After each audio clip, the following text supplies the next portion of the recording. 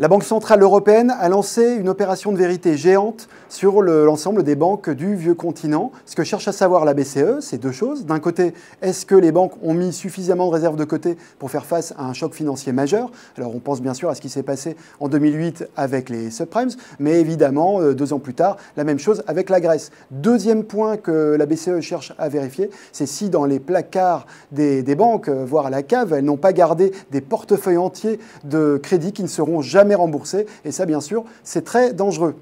L'enjeu, il est important pour les banquiers parce que pour celles qui ne vont pas passer le test, elles vont devoir soit se recapitaliser un peu en dernière minute, et là on verra bien qui voudra leur prêter de l'argent ou leur confier de l'argent, d'une part, et puis le risque encore plus majeur, celle qui échouerait vraiment au test, ce serait d'être rayé de la carte, d'être tout simplement liquidé. Donc on voit que pour les banquiers, avec des enjeux aussi élevés, c'est une sorte d'année thriller qui s'ouvre.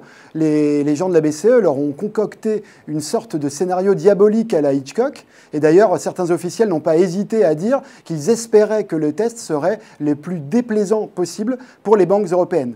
L'approche, on le voit, elle est vraiment assez sévère, mais en même temps juste, parce que le but, c'est quand même que tout aille mieux pour l'ensemble de l'économie européenne.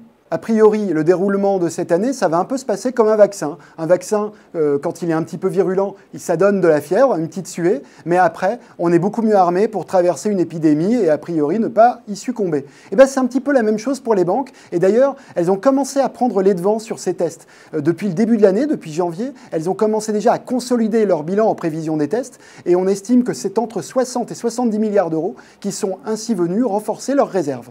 Dans ces conditions, tout est réuni pour que ce thriller se termine par un happy end. Un happy end, ça voudrait dire qu'en octobre, quand les résultats seront annoncés, les banques pourront dire « Eh bien voilà, je me suis suffisamment recapitalisé, j'ai déjà rempli les besoins que m'indique la BCE ». Ça, c'est vraiment le scénario idéal. Mais comme dans tous les bons films ou mauvais films de suspense, on peut avoir un dernier rebondissement, des sueurs froides.